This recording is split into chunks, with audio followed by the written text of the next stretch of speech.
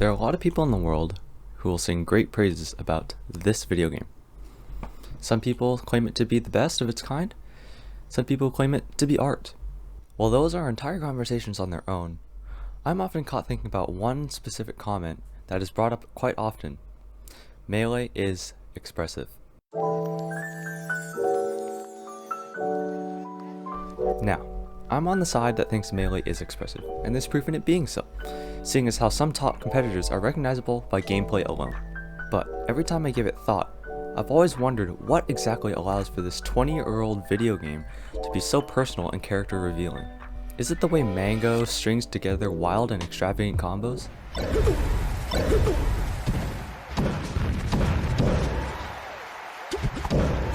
How about Wizrobe, and how he optimized each opening through pure reaction speed?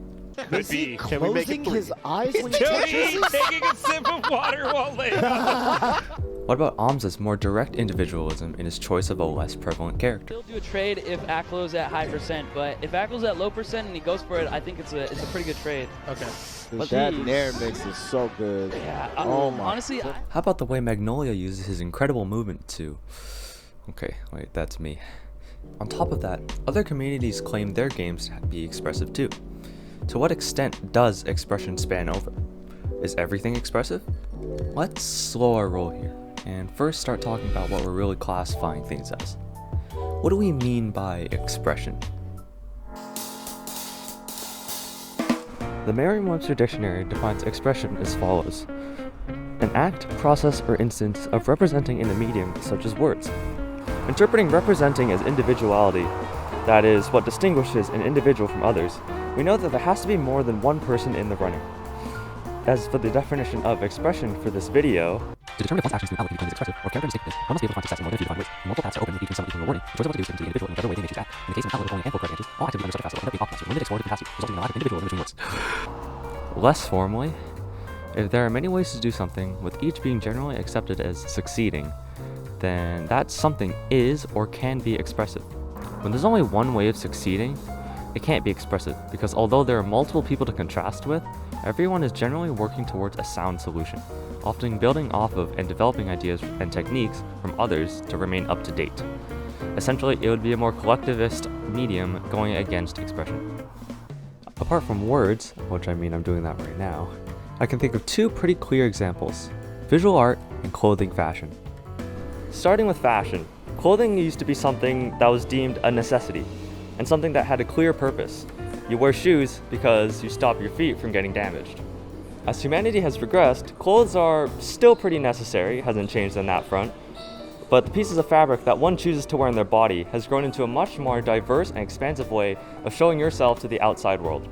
Now, shoes are meant not only to protect your feet, but also a display of what colors you like, what patterns you like, what you use the shoes for, how it matches with the rest of your outfit, etc., etc. How one decides to style their persona is precisely the definition of expression, being an example of who you are and you only. Maybe you did take inspiration from other people whose outfits you thought were your type, and if you were one-to-one copying them, then it may nullify expression, but there's no one correct answer to how you should look, in a casual setting that is. And the way everyone dresses independently is a visual example of what we're searching for. How about visual art? With visual art, one is able to create whatever their mind implores, with that creation being a visual representation of the artist's mind. This can be summarized as what people call art styles, where there can be multiple methods of portraying an image, with each being successful. Success in art is hard to define, but the determining factor that I'll use in the following example is art being positively appreciated by others. Gustave Courbet, an artist from France in the early 1800s, is recognized as the leader of the realist movement, one which depicted the unembellished depiction of nature or of contemporary life. These works are by no doubt incredibly impressive and true to what realism defines itself as. It is also true that these works are greatly appreciated, so much so that there is a museum in Ornans, France, dedicated to his pieces. If that's not success, then I don't know what is. Pablo Picasso, most likely a name you've heard before and already indicating his success, was born in Spain in the year 1881, just under 4 years after the passing of Courbet. One could claim that Picasso's works are something of an opposite to Courbet's realist style, with Picasso's cubist view refuting time-honored theories that art should imitate nature. Even at a first glance, they appear radically different, even when focusing on a similar subject such as a human portrait. However, Picasso too has shown to be a world-renowned artist, also having a museum in Barcelona built in his legacy. Okay, both visual art and in fashion are fairly obvious in terms of their expressive capacity, but we're talking about competitive video games here. Unless you're entering a contest or something, you aren't pitted against one another when it comes to what you wear or how you illustrate. Which brings me to my next point that revolves around a game known around the world by both new and old: rock, paper, scissors. In head-to-head competition, there's a universal goal that both parties are trying to achieve. This goal, or simply winning, is attained in many different ways, but most relevantly, it is either reached by multiple methods or by one method that is developed and honed to be the most optimal. The distinction between these two ways of winning is found in what makes up the game rock, paper, scissors. Without rock, paper, scissors elements, i.e. A beats B but loses to C, the formula of how to win becomes more and more exact, as there is a defined way of succeeding, with the only obstacle being someone's skill used to get there efficiently. As an extreme hypothetical, let's just say there's a game of rock, paper, scissors, or RPS, but there's also a fourth option, which we will call hammer. When picked, hammer beats rock, paper, and scissors. Thus, this game of RPSH is now dependent on a player's knowledge of hammer, whereas in a standard game of RPS, it's a battle of two different emotional and habitual minds and how they decide to counter each other. Picking hammer just means that you did your homework, which anyone could replicate. If anyone can replicate something to the same success, it cannot be deemed as expressive. Rock, paper, scissors, fun game, sure, but isn't exactly the pinnacle of esports competition. Let's talk real expressive gameplay, beginning with the arcade hailing genre known as fighting games. Fighting games, or more specifically traditional fighters, are games consisting of two opponents using various attacks to lower the opposing person's health meter. To win, one simply has to lower the opponent's health to 0. The game used here as an example will be the first iconic series in the genre, named Street Fighter. This game uses standard punches and kicks alongside fantastical abilities like fireballs and stretchy limbs. Street Fighter, although being one of the more basic and simple fighting games out there, is expressive, and in more ways than one. Here, we'll talk about two areas of gameplay that show expression, starting out with the most basic concept, neutral.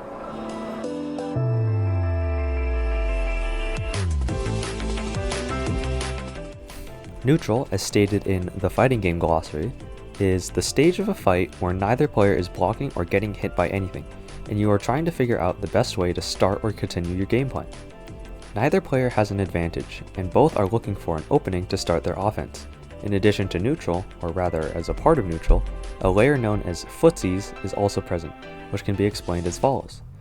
This is Ryu, and him and his opponent, Ken, have just started the round and are placed at a distance where one player has little to no direct advantage over the other. They are in neutral. Ryu decides to apply pressure by walking towards Ken, acting as an advancing threat that he needs to deal with before it's too late. Ken decides that the best option is to throw out a sweep kick. This, however, is exactly the feeling that Ryu is trying to instill. After approaching, Ryu quickly shifts back, which causes Ken's attack to completely miss, and now that his leg is out in the open, he can respond with his own sweep, giving him an advantage over his now fallen opponent. This idea of fake-outs, attack distances, and general predictions is what makes footsies and neutrals so expressive, since there are so many different ways to triumph over your opponent. It's like if RPS had a ton of extra objects that all interacted differently. Going back to the game, we can also begin to discuss the next expressive concept in Street Fighter, that is, wake up. As Ken is knocked down, Ryu is in an advantageous state where he is able to do whatever he wants to, with the exception of hitting Ken while he's down or getting up. Not very realistic, but remember. Ken, on the other hand, is forced to stand up, and is susceptible to any game plan that Ryu has in store. Ryu could use attacks the moment he's vulnerable, throw Ken once he's up,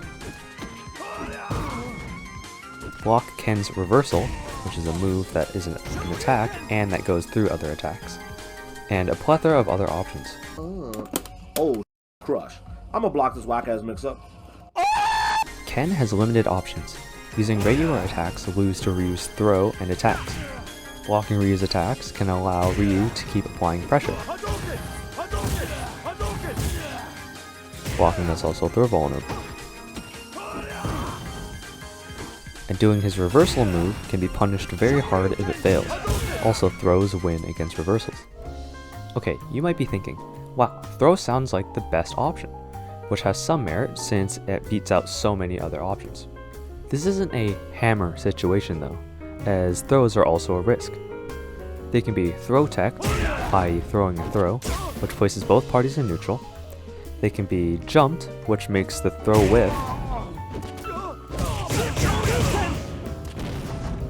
And they can be backdashed, also returning things to neutral, as well as other niche countermeasures.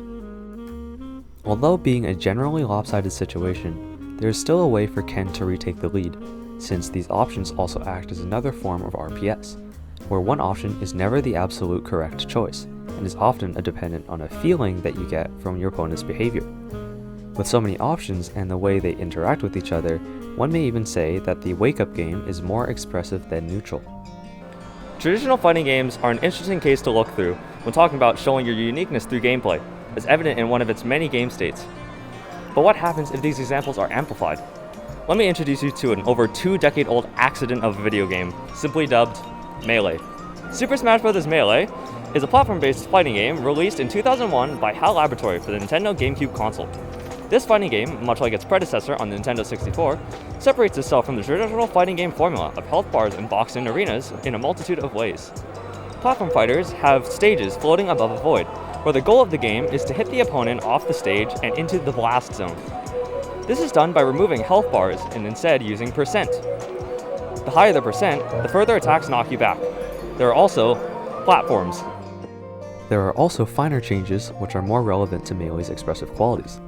In traditional fighters, there are 8 functions to move with the joystick, each cardinal direction as well as each diagonal. Holding forward or back will cause you to walk until you let go. Holding down makes you crouch, and pressing one of the 3 northern directions acts as a jump, each with a set distance. Melee, having access to the GameCube's analog controller, allows for ways to move your character more precisely. This precision is key to a lot of what makes Melee so expressive.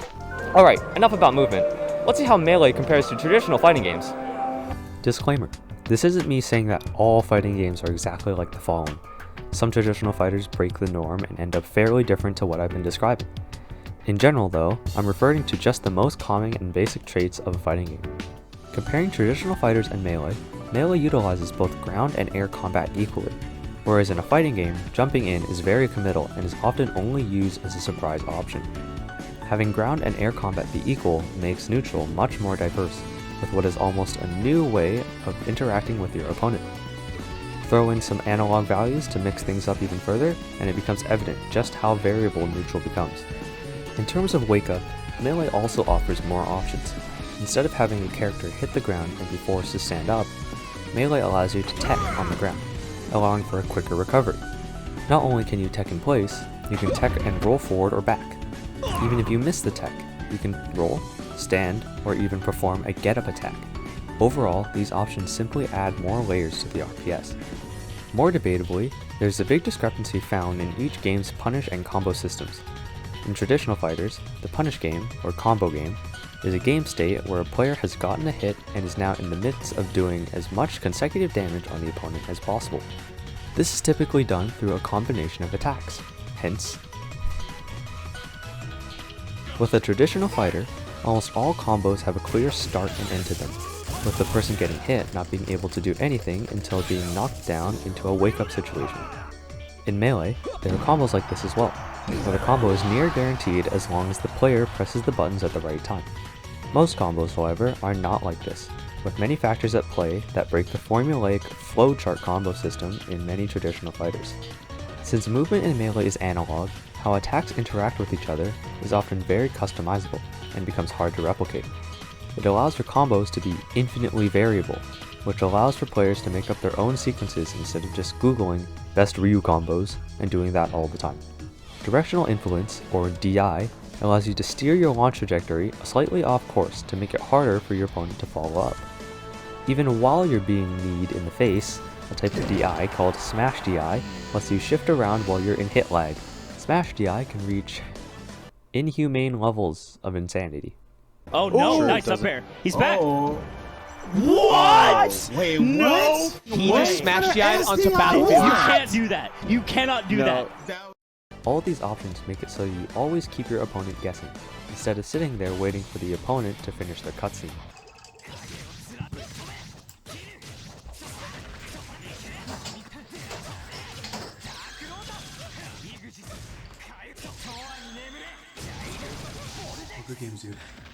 Although both have many expressive qualities, Melee offers more opportunities for individuals to play expressively than traditional fighters do. Man, how many times have I said expression so far?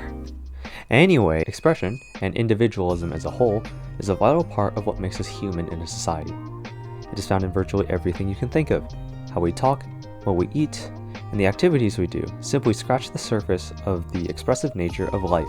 And without it, many feel lost, or struggle to find a reason why they're even here. While talking to my friend about Japan, a drastically more collectivist society compared to America, he told me about how his mom used to be an overseas student there, and would talk to depressed businessmen and businesswomen about their serious issues with everything being so conformist. I can't harshly criticize a culture that I don't have a full scope of, but there's something to be said about just how important this stuff can be, even if it's found in a crusty children's video game. Knowing how to identify expression just makes it that much more noticeable whenever someone is being themselves, and I think that's key to being open and comfortable with your own personality. Thank you for watching.